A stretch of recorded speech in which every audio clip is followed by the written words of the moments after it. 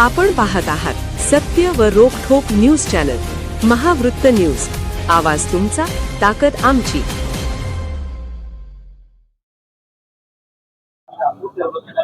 शिवशाहू फुले आंबेडकर या महामानवांना अभिवादन करून आजच्या या खोगाटलेल्या आरक्षणाच्या संदर्भामध्ये मागासवर्गीय लोकांच्या झालेल्या अन्यायाविरोधात आम्ही 9 तारखेला महामोर्चा आम्ही काढत आहोत.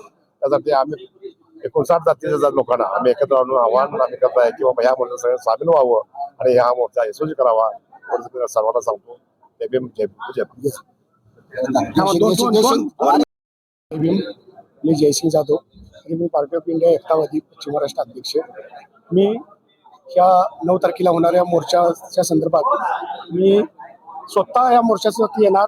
तुम्ही या असं मी आव्हान या सर्व माझ्या बांधवांना आणि आंबेडकर चळवळीतले सर्व तमाम बांधवांना करतो. आणि इथंच थांबतो. पीपल्स रिपब्लिकन पार्टी कोल्हापूर शहराध्यक्ष. होऊ घातलेल्या 9 तारखेच्या या मोर्चाला एक आम्ही महानगरपालिकेतील चतुर्श्रेणीच्या सर्व आमच्या बांधवांना 1 दिवसाची सुट्टी द्यावी, त्या अशा प्रकारचं आम्ही आयुक्त साहेबांना विनंती करणार आहोत. त्याचप्रमाणे महानगरपालिका व इचलकरंजी या ठिकाणी देखील चतुर्श्रेणीमधील जे आमचे कर्मचारी आहेत त्या कर्मचारी बांधवांना 1 दिवसाची सुट्टी देऊन या मोर्चामध्ये सामील होता यावं, यासाठी आम्ही प्रशासनाला देखील विनंती करणार आहोत. त्याचप्रमाणे प्रशासकीय कामामध्ये जे आमचे बंधू भगिनी असतील त्यांना आमची विनंती आहे आपल्या माध्यमातून आपण या मोर्चामध्ये यावं. आम्ही येत आहोत, तुम्ही यायला लागतंय, अशा पद्धतीचं आमचं आव्हान आहे. कारण हे आरक्षण बचवायचं असेल आणि आजच्या पिढीला जर आम्हाला आरक्षण बचवलं तर हे उद्याच्या आमची पिढी आम्हाला माफ करणार नाही. या अनुषंगाने येणाऱ्या 9 तारखेचा मोर्चा हा भव्य दिव्य लाखोच्या संख्येने या ठिकाणून निघणार आहे. हा मोर्चा शिस्तबद्ध असणार आहे. कुठल्याही प्रकारचं या मोर्चामध्ये अर्वाच्य घोषणा नसतात. त्याचप्रमाणे कुठल्याही प्रकारची घाण करणं वगैरे आमच्याकडून होणार नाही. आम्ही स्वतः या ठिकाणी स्वयंसेवकाचं काम आमचे मोर्चातील काही बांधव करणार आहे. पाण्याच्या बाटल्या असतील, कचरा असेल, हा कचरा आम्ही कुठेही महापालिका या रस्त्यावरती टाकणार नाही.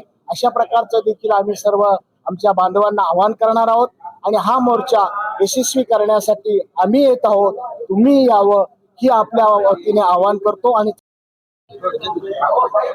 कोल्हापूरमध्ये विशेषतः भारतातील पहिलं आरक्षण राजश्री छत्रपती शाहू महाराजांनी 26 जुलै 1902 साली दिलं होतं. परंतु आता काही प्रशासकीय अधिकारी आर्थिक व्यवहार करून काहीशी वेगवेगळ्या पद्धतीच्या तडजोडी करून चुकीचे दाखले देत आहेत. त्यामध्ये SCच्या 59 जाती आहेत. त्या 59 जाती वगळून दुसऱ्याच प्रवर्गातील लोकांना जातीचे दाखले देत आहेत. माझं या माध्यमातून आपल्या सर्व बंधू भगिनींना आव्हान आहे की आज आपण शिक्षण घेतोय नोकरी मिळण्यासाठी. काही आरक्षणाचे जे लाभार्थी आहेत त्यांच्या मुलांनी शिकलेले आहेत तेव्हा अनेकांनी पुढे भविष्यामध्ये चांगले शिकून नोकरी मिळावी हे अनेकांचं स्वप्न असतंय. परंतु जर अशा पद्धतीचं अधिकाऱ्यांनी चुकीच्या पद्धतीने जर जातीचे दाखलेच दिले तर 59 जातीच वगळल्या जाणार आहेत आणि SC या प्रवर्गावर हल्ला होणार आहे. तर माझी या माध्यमातून सर्व बंधू भगिनींना विनंती आहे की आपण मग त्यामध्ये विद्यार्थी असेल, MPSC UPSC करणारा विद्यार्थी असेल किंवा एकाची आमची भगिनी असेल की ज्यांचं खऱ्या अर्थानं या आरक्षणाचा लाभ घ्यावा म्हणून बाबासाहेब आंबेडकरांनी 341व्या कलमानुसार जो आपल्याला अधिकार आहे तो डावलला जातोय आणि ह्या राजकीय सुरुवात त्याची होत आहे. मग त्यामध्ये गडिंग्लज मध्ये जातीच्या दाखले नगराध्यक्ष झाले आहेत, इचलकरंजी मध्ये नगराध्यक्ष झालेले आहेत. एक लिंगायत समाजाचा माणूस पाटील नावाचा माणूस जिल्हा परिषद सदस्य म्हणून निवडून गेलेला आहे. यापूर्वी सोलापूरमध्ये खासदार म्हणून एका स्वामीनं इलेक्शन लढवलेली होती. KDC बँकेमध्ये SCच्या ठिकाणचं NTला देण्यात आलेले अशा पद्धतीचा जो अन्याय झालेला होता तो बाबासाहेबांनी म्हटलं होतं अन्याय करणाऱ्यापेक्षा अन्याय सहन करणारा गुन्हेगार असतोय. आपण अन्याय सहन न करून येणाऱ्या पिढीचं आरक्षण वाचवण्यासाठी आम्ही 9 तारखेला प्रचंड मोठ्या संख्येनं 1 दिवस आपला खोळंबा नाही तर येणारी पिढी वाचवण्यासाठीच सर्वांनी उपस्थित राहावं एवढं मी ब्लॅक पॅन्थर पक्षाच्या वतीनं आवाहन करतो. जय भीम, जय भारत. महावृत्त न्यूज चॅनलला लाईक करा, शेअर करा आणि सबस्क्राईब करा.